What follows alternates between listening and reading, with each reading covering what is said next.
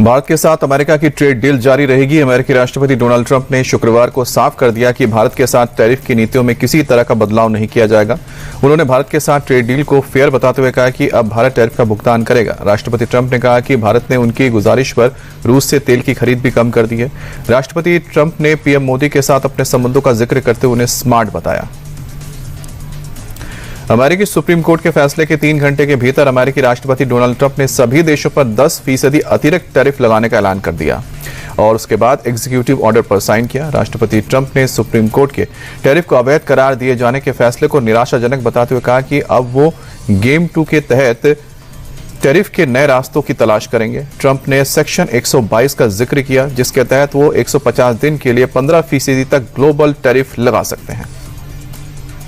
राष्ट्रपति ट्रंप ने टैरिफ के मुद्दे पर अमेरिकी सुप्रीम कोर्ट के फैसले को राजनीतिक दबाव में लिया गया शर्मनाक फैसला बताया। राष्ट्रपति ट्रंप ने कोर्ट पर विदेशी ताकतों के सामने झुकने का आरोप लगाते हुए कहा कि कोर्ट में उनकी बात नहीं सुनी गई। ट्रंप ने कहा कि उन्होंने टैरिफ के जरिए करीब 35 मिलियन लोगों की जान बचाई। 4 साल पहले इस तरह के फैसले के बारे में कोई सोच भी नहीं सकता था।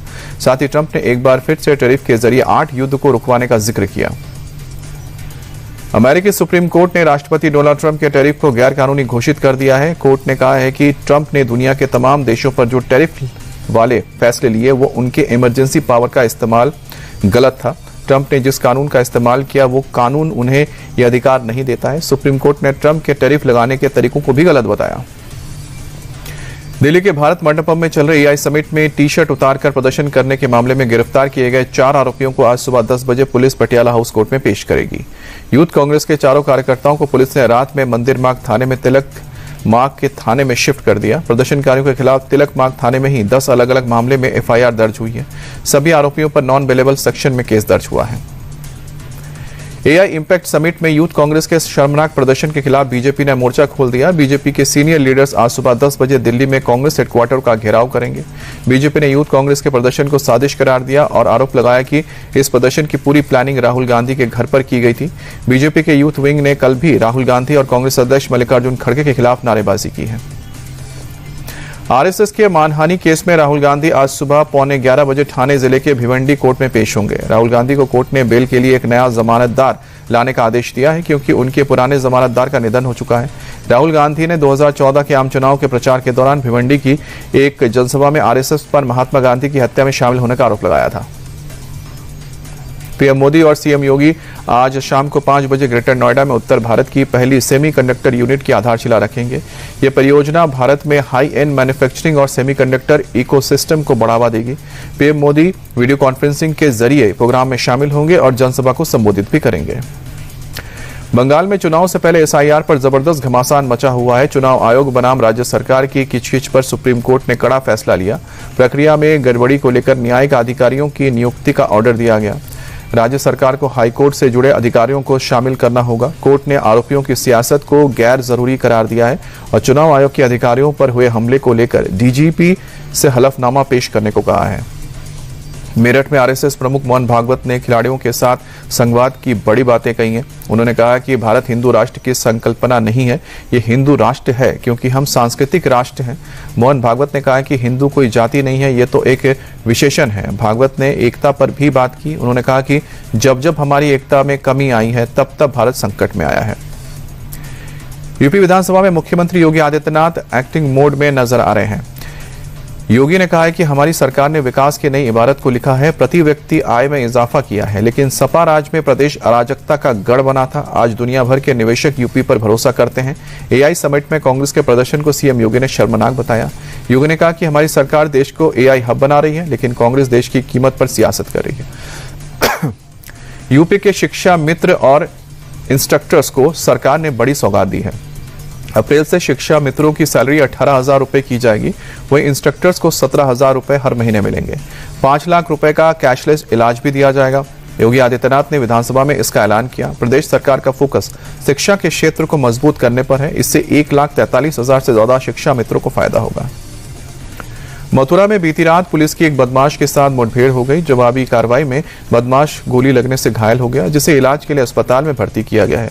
पुलिस के मुताबिक चेकिंग के दौरान खुद को घिरता देख बदमाश ने पुलिस पर फायरिंग की है।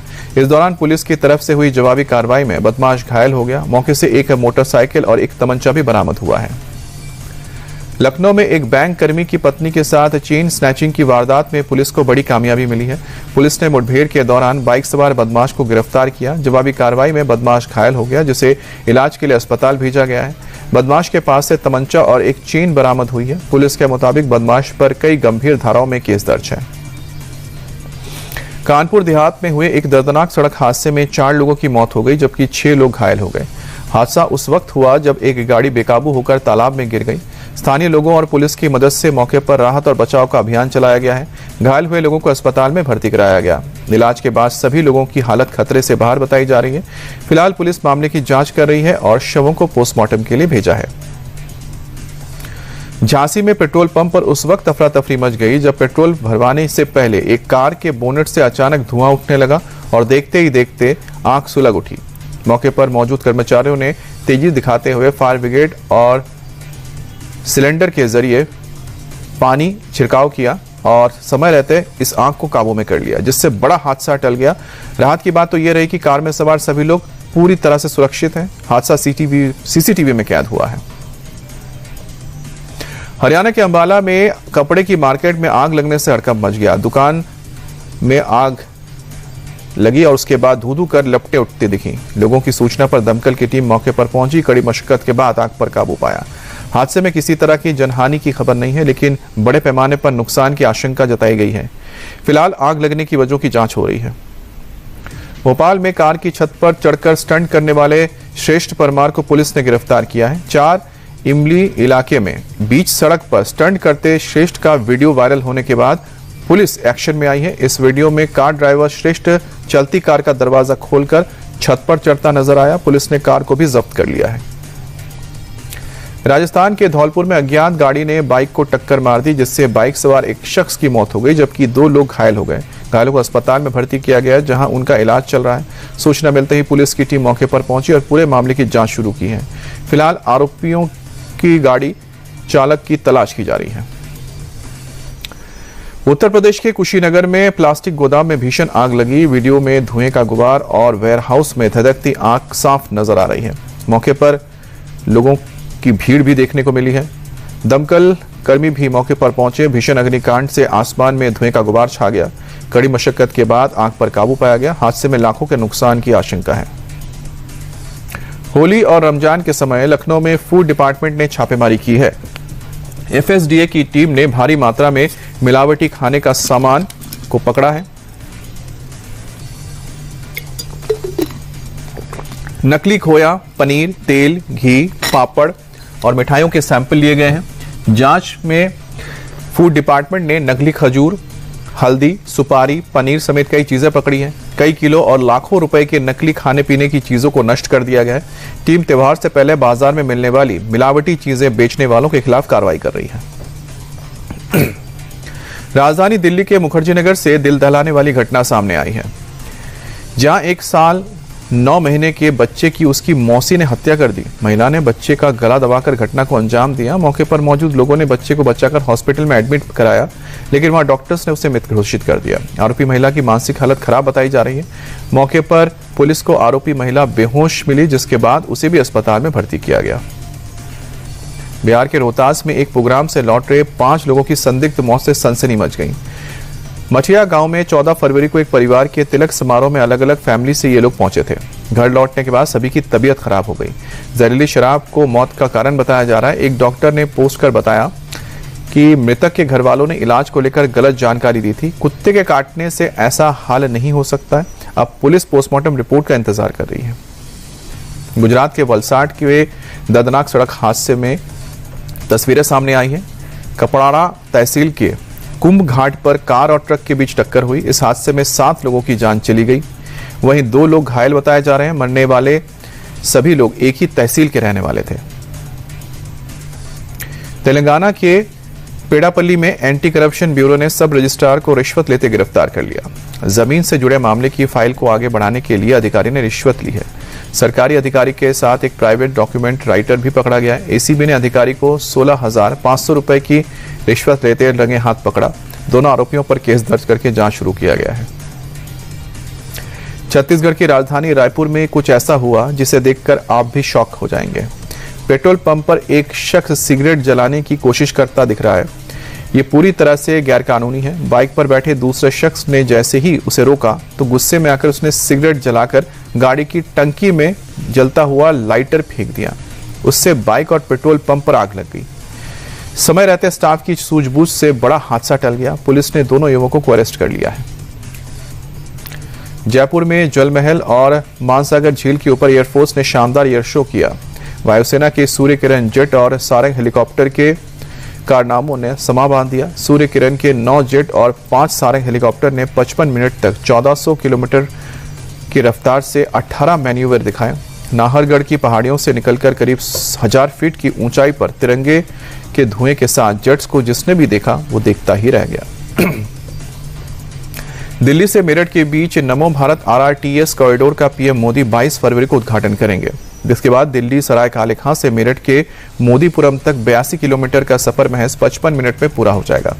इस रूट पर नमो भारत करीब 160 किलोमीटर प्रति घंटे की रफ्तार से दौड़ेगी। शुक्रवार को ट्रायल रन के दौरान नमो भारत ने सराय काले खां से बेगमपुल तक का सफर 39 मिनट में तय कर लिया। T20 वर्ल्ड कप में आज से सुपर 8 के मुकाबले शुरू हो रहे हैं। सुपर 8 के पहले मुकाबले में आज न्यूजीलैंड का सामना पाकिस्तान से होगा। कोलंबो में शाम को 7 बजे से मैच शुरू होगा। कैप्टन मिचेल स्टेनर की न्यूजीलैंड की टीम में वापसी होगी। पाकिस्तान की टीम फखर जमा और तेज गेंदबाज शाहीन शाह अफरीदी के प्लेइंग 11 में शामिल करने की बात सोच रही है। आर प्रेमदासा की पिच पर स्पिनर्स को मदद मिलने की उम्मीद है।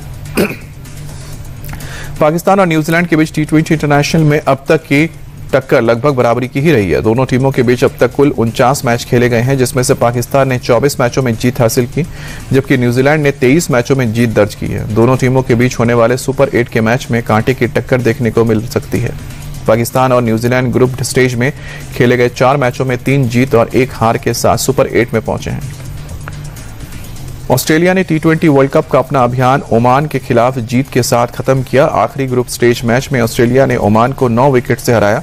श्रीलंका के पेलेकल में पहले बैटिंग करने उतरी ओमान की टीम ने ऑस्ट्रेलिया को 105 रन का टारगेट दिया था, जिसे ऑस्ट्रेलिया ने 10वें ओवर में ही चेस कर लिया। ऑस्ट्रेलिया के लिए लेग स्पिनर एडम जाम्पा ने 4 विकेट लिए। ग्लेन मैक्सवेल और जेवियर बार्टलेट ने 2-2 विकेट लिए।